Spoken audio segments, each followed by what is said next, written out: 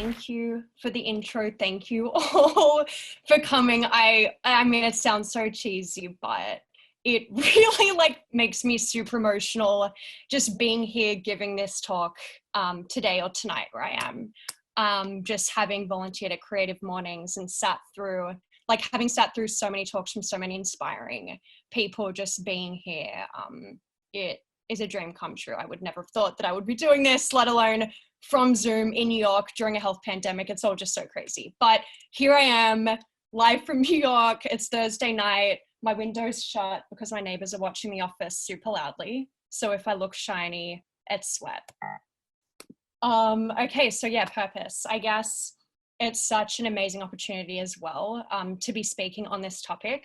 When Nicole shared it with me, obviously, as I'll talk about today, purpose is something that's incredibly important to me, and it's something that drives everything I do. And not only that, but what Nicole was talking about earlier about, right now, this is a very relevant and timely topic. And I think, as creatives, a lot of us may be feeling like we've lost that sense of purpose a bit. You might feel like you're reassessing what your purpose is, or you might have had your purpose reignited just based on seeing what's happening right now and, problems to solve and that sort of thing. So anyway, what I'm going to do is talk to you a bit about my journey and how I kind of found my sense of purpose, I guess you could say, and how I bring that into, projects both inside of work and outside of work.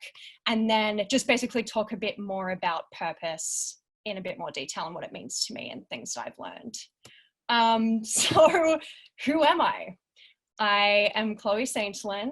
I am a senior creative in advertising. I live in New York, but I am Sydney born and bred. I grew up in Oatley. I went to Sydney Girls High School, Sydney University. So I'm Sydney through and through. So I'm totally legit. Don't judge me. I am from Sydney. So basically what I want to do is just sort of show you some people and places that really, helped me find my purpose and really refine what that meant for me. From a professional perspective and more. So this is my family. Why I'm showing you this photo is because my mum and dad basically taught me what a purpose-driven life looks like, both inside of work and outside of it. So mum is a primary school teacher with a particular passion for helping at-risk children, especially in Indigenous communities. And my dad, who I think is watching right now, is an environmental scientist. And basically not only have their careers really helped them live out their purpose, but they've always taught all three of us from a very young age that if something makes you angry, do something about it. So in this case, why I'm showing you this photo is this was mum dragging us all out in protest of, I think it was the council closing the gates to the golf course so we couldn't walk the dogs. And this was on the front page of the local paper. So this is just one example. This example is after the Boxing Day tsunami happened and our whole family, they had us organize a fundraiser, which raised $40,000 to help those in need in Southeast Asia. So yeah, I guess, in everything they've done, they've shown me that you need to be driven by purpose, and that will just help you live a life that you're really happy with. So I'm super grateful for that upbringing. Then I guess I went to a selective high school, which I very much appreciate, but you kind of start to think that to create an impact in the world, you basically need to go into law or medicine. And so I kind of I'm literally quoted in the Sydney Morning Herald when I did the HSC saying I wanted to go into law and politics. And if anyone knows me, they would know how hilarious that is. So basically at Sydney Uni, I enrolled in media after attending a lecture and seeing this whole thing about advertising. And I was just blown away by the fact that there was this profession where you just got to be creative, and just seeing the actual power of creativity in terms of selling products, changing minds, changing behaviors. I just couldn't believe that this was an actual profession. And then seeking out internships, that basically led me to Republic of Everyone, which is this office. And if you're not familiar with Republic of Everyone, they're a purpose-driven company. So all the projects they take on are helping brands do good in the world.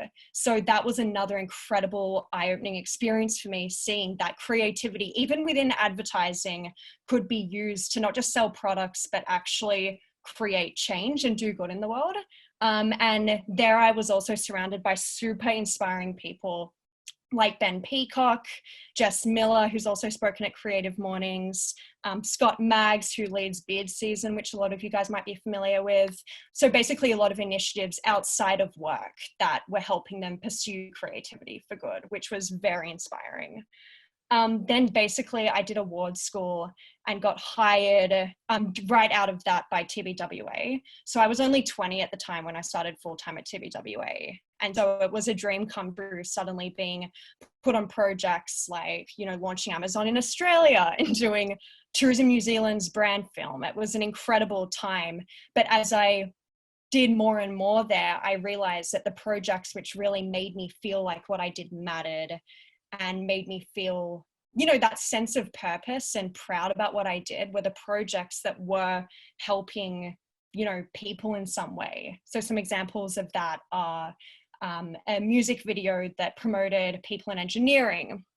There was an app that helped teenagers set goals and just those sort of things. And I guess a super liberating moment for me at TBWA was when my creative partner at the time, my art director, Andrew, and I did a project that wasn't a client brief. It was just outside of work, and it was called Swipe Rights. And what we did was we created a profile on Tinder. This was when, you know, all the debates surrounding marriage equality was heating up.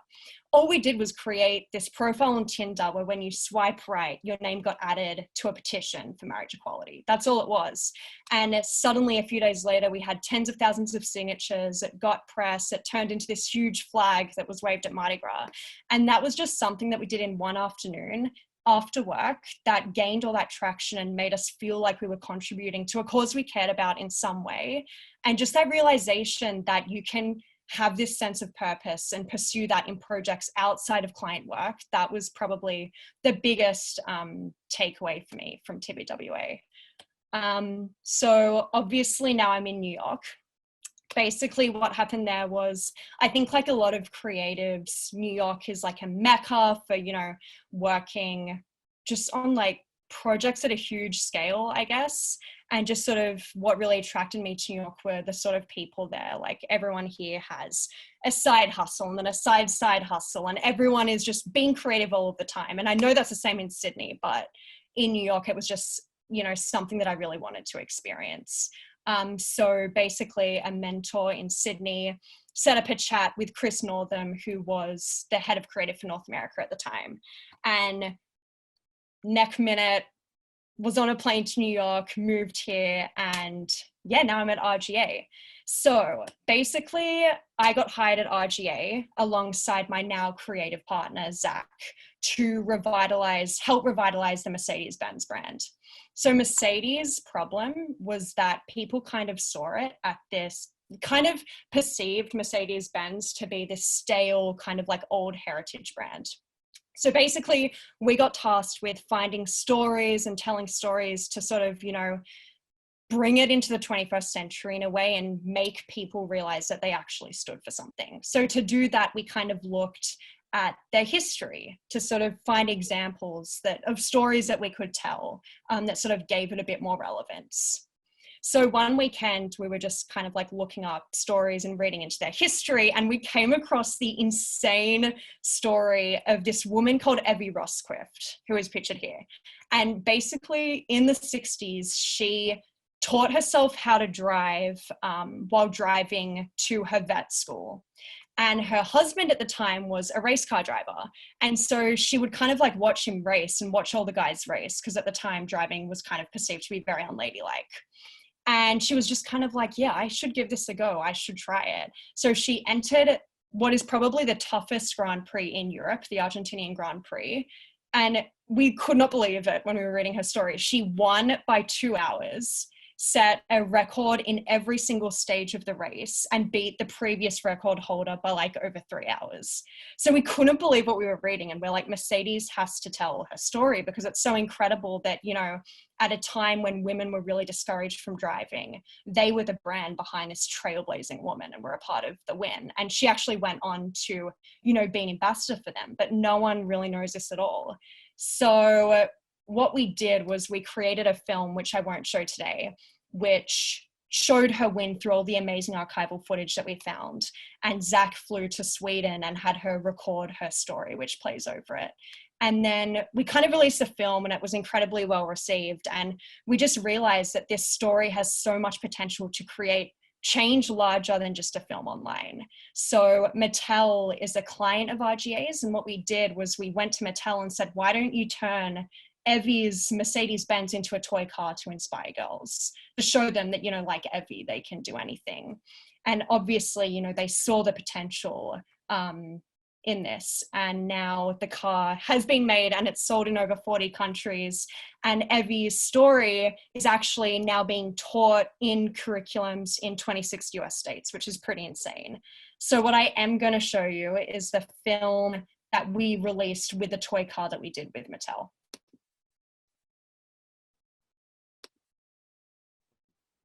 which will hopefully play.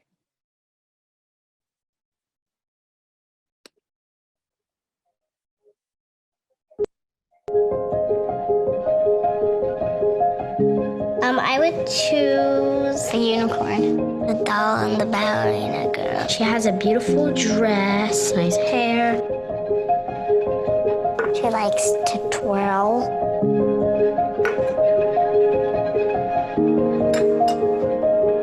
Why didn't you choose one of the other toys, like the car? I think this is a boy's toy because boys love cars and girls like girl stuff. It's a boy toy. I wouldn't pick the car because I'm a girl. Who's normally driving a race car like that? Boy. Can I show you a video now? Yeah.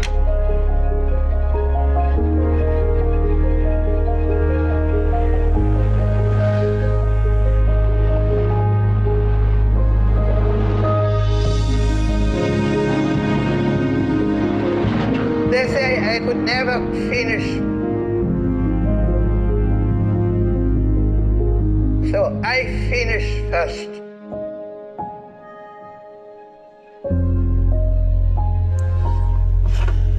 I love that. It makes me feel proud. Girls can be racers too. This looks familiar.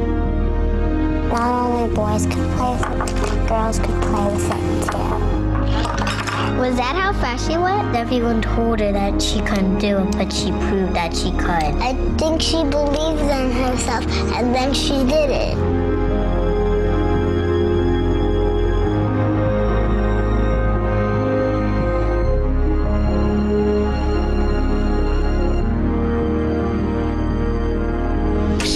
And then I would win. So yeah, that's the film. All of those girls were totally legit. I was crying on set because it was so beautiful and moving. And this also makes me cry every time. This is Evie herself, 90 years old in Sweden with the toy car. So yeah, basically I just wanted to show some other projects. Obviously that one was huge for me in terms of, you know, being very passionate about female empowerment, being able to bring that into a brand, which, you know, is very male heavy, was huge for me in terms of really feeling that sense of purpose. And it was particularly special being able to do that on a client project. Unlike this one, I just want to show you some examples where I've really, you know, pulled that sense of purpose into projects outside of work. So this sort of came out around the time of impeachment last year. And all we did was we created an out of office reply for the holidays, get him out of office replies, obviously about Trump. The out of office email generator that helps get Trump out of office, where we just created this email generator where when you were going away for the holidays, It created emails that had, you know, facts about Trump, obviously painting him in a terrible light, and a call to action to register to vote. So again, like, that cost nothing to make. We got it out in a weekend and it got press, and it made us really feel like we did something. Like, obviously it's not going to get him out of office, but it felt really good to just do something at a time when a lot of people felt very hopeless. This is an example of something that I just did on my own. I'm a copywriter. I am not a designer. I created this on Canva. Basically, what I did was, the more I researched animal cruelty in the racing industry, the more pissed off I got. And I felt like I needed to do something, just anything, around the time of the Melbourne Cup last year. And I had these big plans to create, like, hijack the sweep, office sweep format to, like, raise money instead for horses.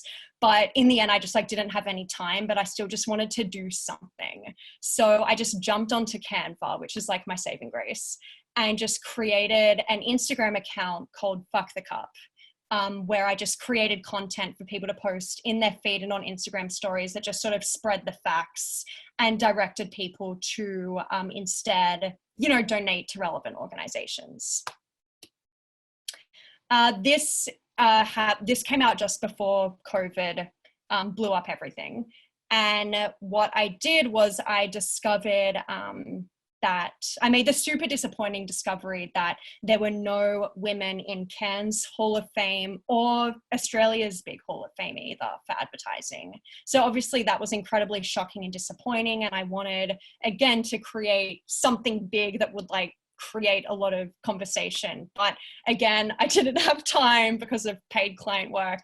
But I still wanted to just do something, because doing something is better than doing nothing, right? So what I did was, I just wrote about it, and Dave at B&T kindly published it. And it was just incredible seeing how even just an article, if it's about something that will make other people mad and want to do something, it does spread. Like, this had Cindy Gallop sharing it with her network, who is, like, my idol, and is mentioned in it. So it was just incredible seeing that actually also spark a conversation, even just as an article. So as I just said, COVID happened and blew everything up. And I think when you think about New York, if you haven't been, it's easy to think about, you know, Times Square and Fifth Avenue and the luxury stores, but really living here, you really do realize that it's the small neighborhood stores that really become your family. And it's the neighborhood stores that makes it feel like home. And so, you know, we were kind of reading about this at the time when 800 people were dying every day. It just sort of became this number that you became numb to. But then this here is Albany's Butchery, which is just off my street. And unfortunately, Mo in the photo actually passed away from COVID, which really just, for me, like, this really summarizes what an emotional experience it has been here being in New York, which I'll sort of touch on later. But basically, just stories like these were happening to stores, like, all over the city. And it was incredibly sad to see the impact that was having on store owners, even just the fact that they were all shut down and losing so much money, with so many, probably, you know, the chances of getting through this are very slim. So a few of us at work, a couple of friends, kind of saw this happening, and we were all extremely sad about it, obviously.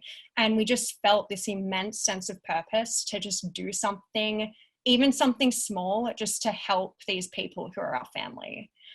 So this led us to creating Merch Aid, where, for those of you that don't know about it, Merch Aid is basically teaming up leading US designers and artists with tiny businesses here in New York and now Austin to create exclusive merchandise that we sell, with all the profits going back to the businesses. So basically, we're talking about businesses that don't have any online merch. They don't have gift cards. A lot of these are mom and pop shops who aren't even on Seamless or Uber Eats. So those were really the people that we felt really needed our help, and we just felt this obligation, like this responsibility, to help them in some way. So we created Merch Aid, and basically, you know, we have had incredible artists like Debbie Millman, Tim Goodman, Matt Wiley, huge people nominate their favorite local businesses to create merch. And so far we've raised over $190,000, and it's just getting bigger and bigger. Like our first round of collaborations raised 40,000, and our second round raised 110,000. And we're launching our new range of collaborations next week, which will include Paula Scher, who is an icon. And it's just crazy seeing how it's just getting bigger and bigger, and that projects with an amazing purpose at its core just attracts people, and its potential for impact is pretty unlimited when it resonates with people. So yeah, there are just so many amazing stories about the businesses that we've included. Like this one came about after our launch, when we started getting emails from locals saying, you need to do this magazine store. They're like our family here, Muhammad and Happy. Us locals run the Instagram account because they don't even know how to use social media. And then we teamed up Matt Wiley, who's a partner at Pentagram and used to be the art director of the New York Times Magazine, to do them. So that was just beautiful. New York Nico, who's kind of like a bit of an influencer here, and Astor Place Hairstylists. Another funny story, when we sent them the assets for them to post when we launched their collaboration, they didn't even know how to post them on their Instagram. So they had to give us their actual login details and have us log in and post it, which was pretty hilarious. So that was another amazing one. And this one's also beautiful because this guy who runs this deli just had no idea about how much people loved his business. And it just like shook him to his core to hear that he sold thousands of shirts, and like the fact that we were getting demands from customers saying restock Punjabi, like we were getting abused because people wanted his merch so bad. So that was just gorgeous, and he's invited us to his house for dinner when this is all over. So yeah, I mean, it's been a very amazing experience working on this, and just so many tearful conversations with store owners and hearing firsthand the impact that COVID has had. But it's also just been incredible to see how one creative idea can actually create such meaningful impact for people. So yeah, I just included a couple of screenshots of the hilarious press that we've gotten. Like our dumpling tote for a random Chinese restaurant in Chinatown was in GQ's 22 best new menswear items to buy, which we just couldn't believe. And then just sort of, we're kind of getting this like streetwear hype culture, like brands, like your next local laundromat may become the next hype merch drop. So, I mean, it's definitely taking on a life of its own. Like these are just some funny screenshots of messages. Like I keep refreshing my page, like I'm waiting for a Supreme drop, because we drop everything at the same time at 5 p.m. each day. And then people like set their alarms in other states and, get mad when they miss out and that sort of thing. So it's truly been an insane experience. And this is just, I mean, obviously it's all about the impact in terms of helping the businesses, but it's also been amazing that this, proactive pro bono initiative is gaining a lot of PR. And we just found out this morning that Vogue wants to do an exclusive on the next range that's coming up next week, which is absolutely crazy, and I can't comprehend it. And obviously this is the most important thing. I mean, what started out as an idea in an email has now nearly raised $200,000. And we just, we've launched 2 collections in New York.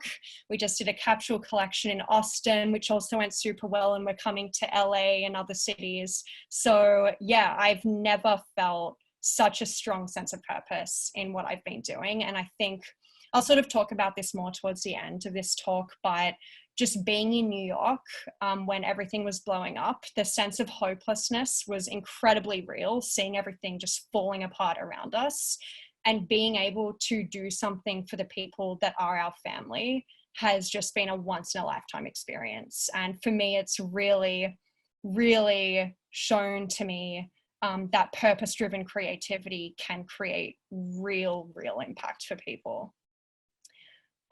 So purpose. I've kind of talked to you, a lot about my journey and the sort of work that really showcases, in my opinion, how I've brought purpose into my work. And all of that work is just sort of in the past year, which also just shows that, like it's definitely worth pursuing stuff outside of work if you can, if you're not feeling that sense of purpose, at work. I think, when we talk about purpose, it's very easy to go into eat, pray, love, TED Talk land, just sort of, ambiguous statements about finding your purpose and that sort of thing. But I think when you're talking about purpose within the context of creativity, it's for me at least, a very refined meaning. And for me, I believe that as creatives, we have a shared purpose, right?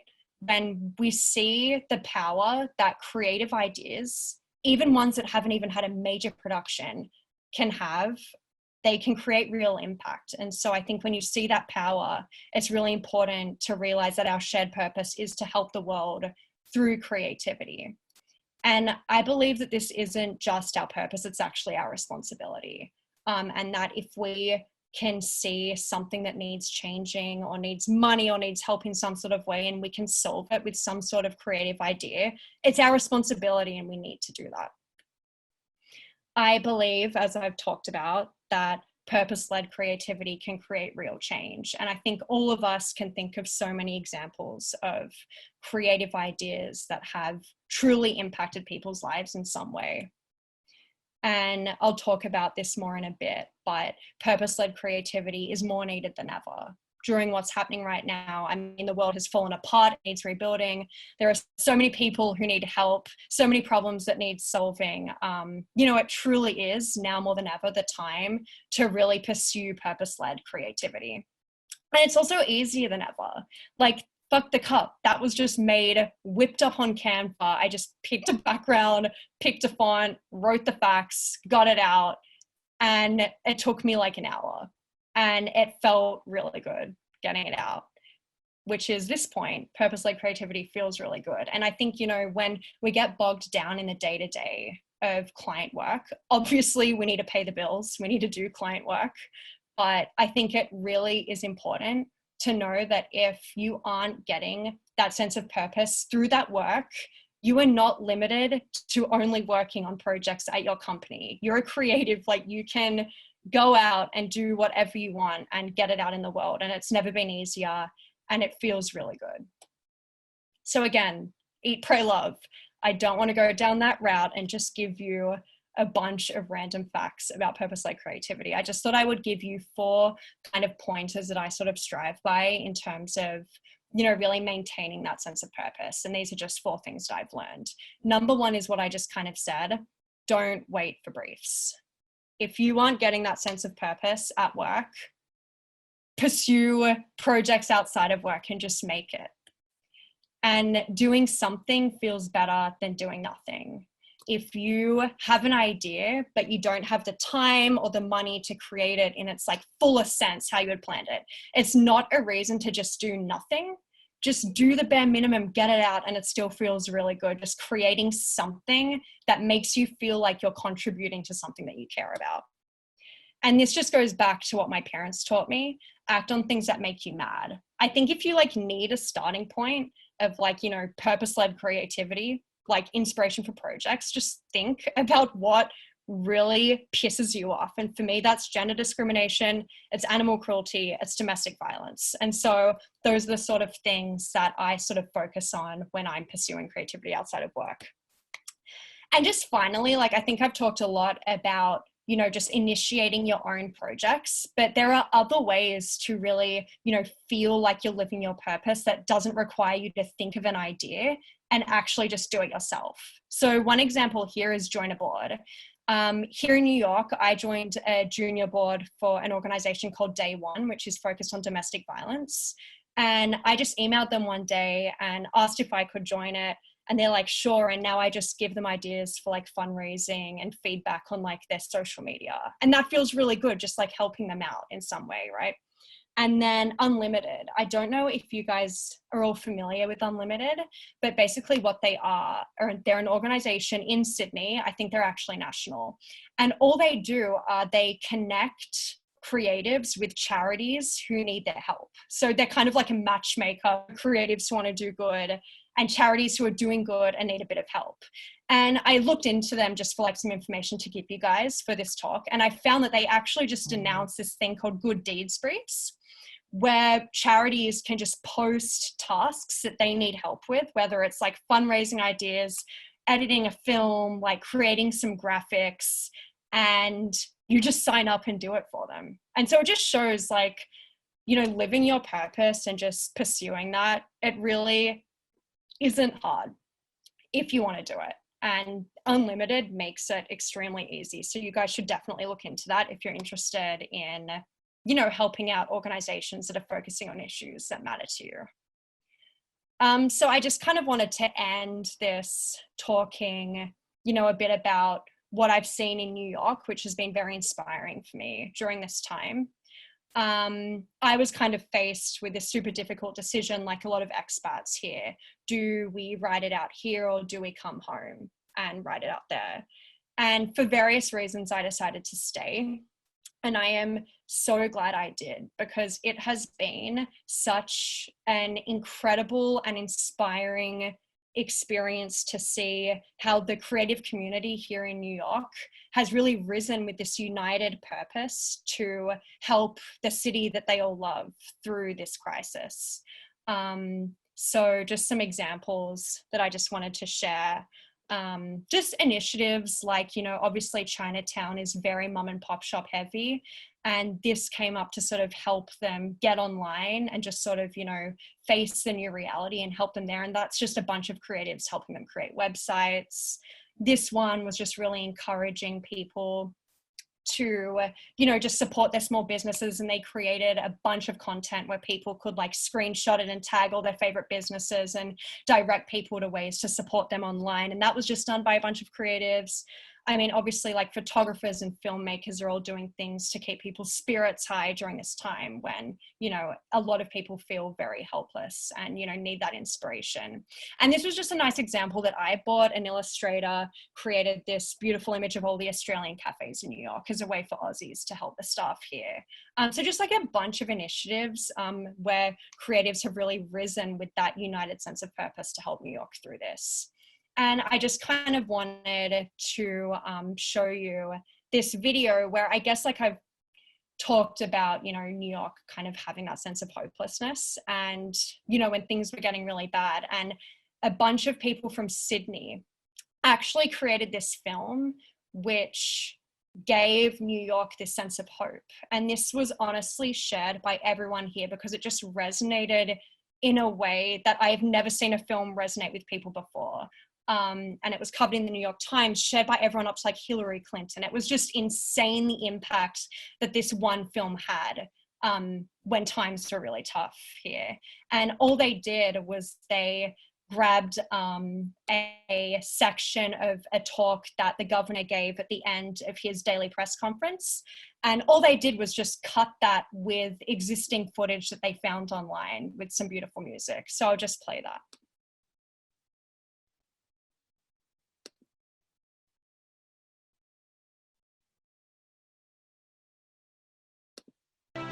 Bring down that anxiety, bring down that fear, bring down that paranoia. And we're going to get through it because we are New York and because we've dealt with a lot of things and because we are smart. You have to be smart to make it in New York. And we are resourceful. We are showing how resourceful we are. And because we are united, and when you are united, there is nothing you can't do. And because we are New York tough, we are tough. You have to be tough. This place makes you tough, but it makes you tough in a good way. We're going to make it because I love New York, and I love New York because New York loves you. New York loves all of you. Black and white and brown and Asian and short and tall and gay and straight. New York loves everyone. That's why I love New York. It always has, it always will. And at the end of the day, my friends, even if it is a long day, and this is a long day, Love wins.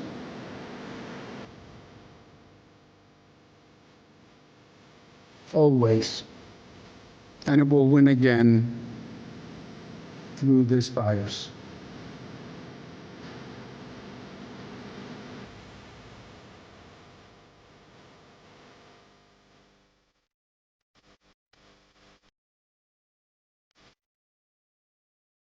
Honestly, I still tear up watching it because it was just what everyone needed to hear, like at the time when it came out. And I just love it for so many reasons, mainly because it was created by Australians, by people from Sydney, which just made me feel so proud that they created this, which really helped a lot of people when all they needed was, encouragement and inspiration during this time.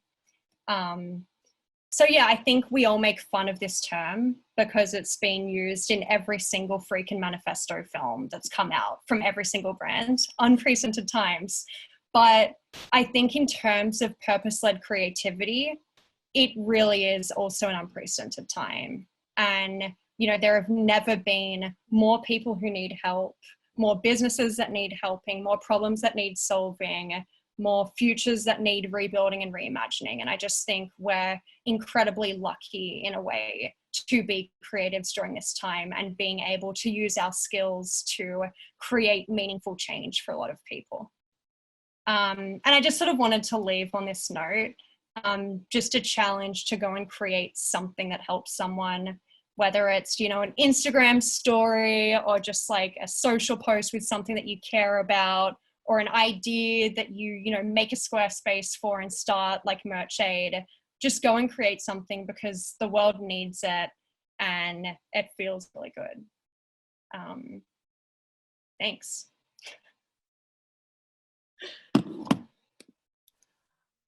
Wow, Chloe, that was so incredible. Thank you. I don't know so how long much. that went for.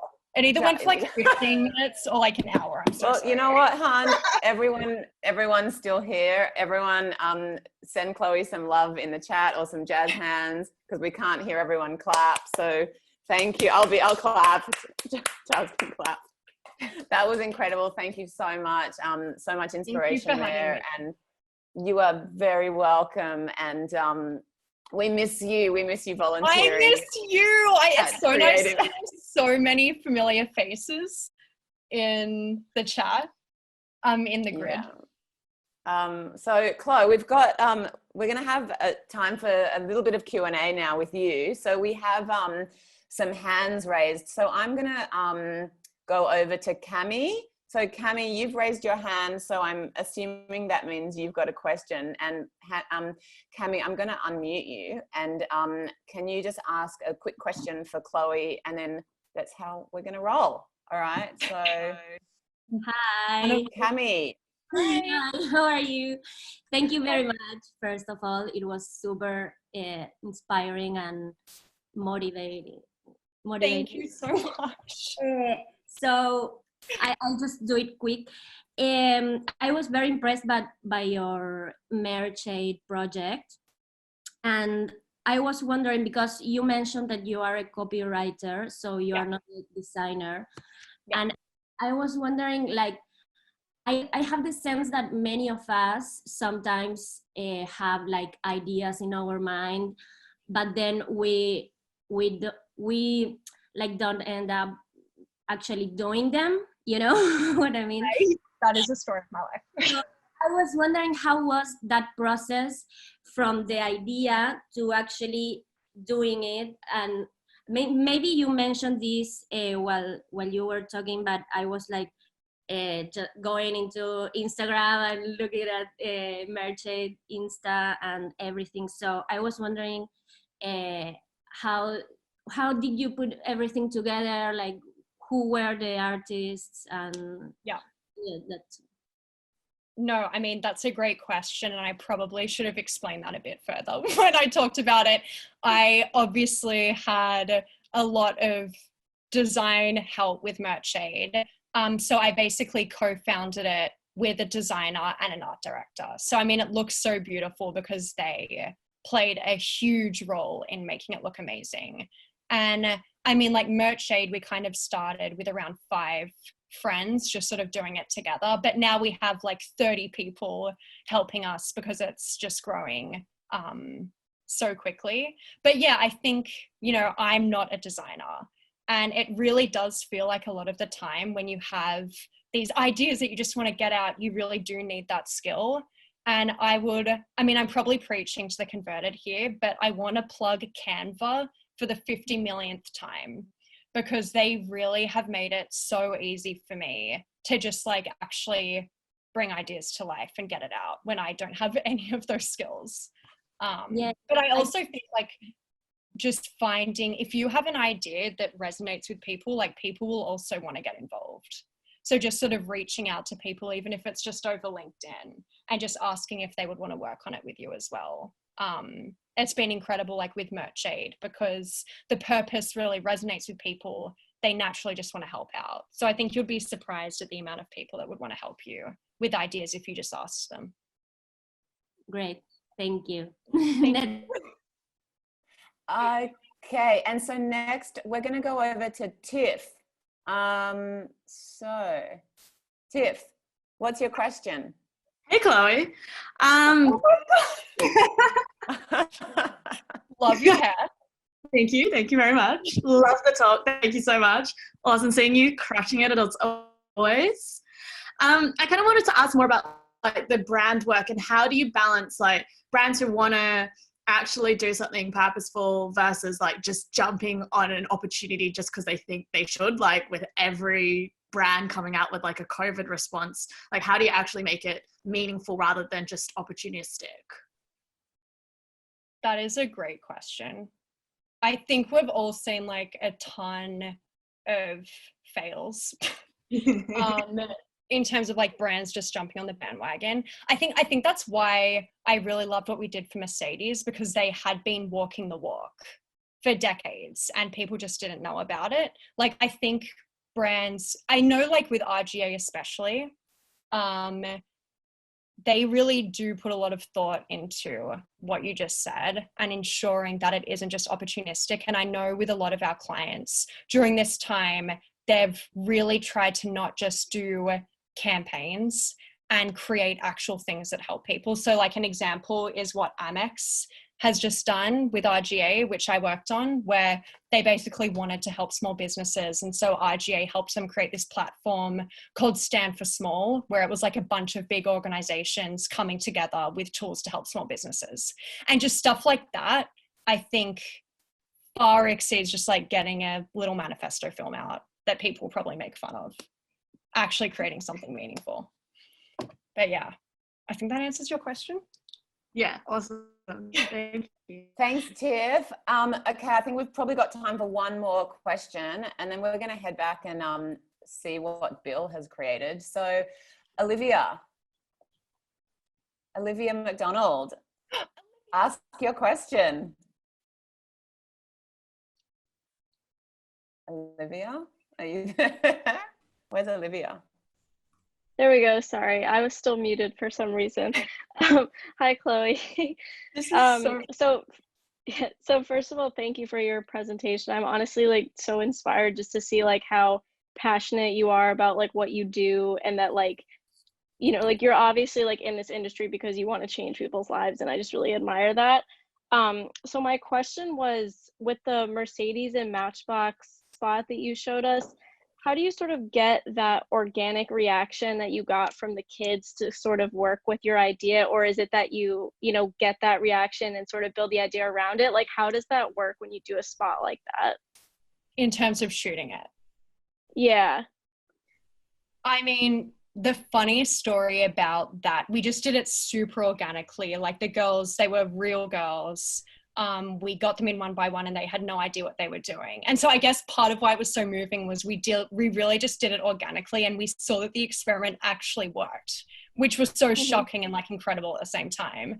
But then their responses were so amazing, even as like 5-year-olds, that some of them literally sounded like we forced them to say it because they were so perfect. So we couldn't even use them. So yeah, I mean, I was expecting that shoot to be a disaster. with those sort of like social experiment films, like, you know, Like a Girl is another good example of that sort of thing. But yeah, somehow it just actually worked, like the experiment and all their responses.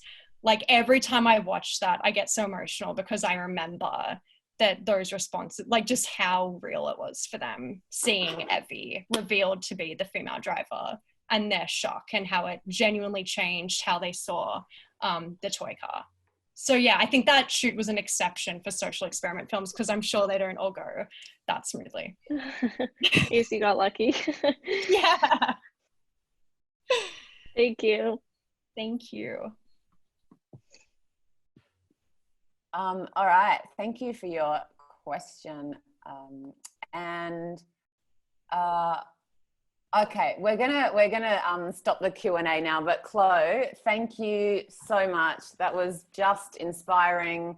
I really think that a lot of people are probably going to go and act after this talk, which is, you know, inspiration and then action is obviously what we want. So thank you so much for that. Thank you so much for having me. Really inspired, and it's been incredible just also seeing your journey from when I met you. Chloe was my first Oh my God, volunteer. don't make me cry. Nicole, like, guys, for context, I would be too scared to even get up in front of everyone to just introduce the Side Hustle 60. And Nicole had to give me like coaching on how to even get up and just introduce it. Yeah, it's amazing. So thank you for everything you've done for me and for being such a role model. I'll stop. We're just having this, like, a love fest. All right, so guys, Chloe. Anyway, thank you, darling. All right, so what we are going to do now is actually go and see someone else that's doing some incredible creative work, which is our wonderful scribe who is in the probably freezing cold Blue Mountains, I'm assuming. So Bill, can you hear me? Yep. Take it away. Okay, here we go. So I've just been sketching away. Thank you so much for an amazing talk, Chloe. My God. And this is what we've worked up. So we had the start with our fantastic Side Hustle 60 and Andy doing that wonderful musical performance. And then I've just sort of tried to draw up all the wonderful things that Chloe was talking about. And yeah, that's where we got up to. So we'll share it around on the Instagram and Twitter. And yeah, thanks so much for tuning in, everyone.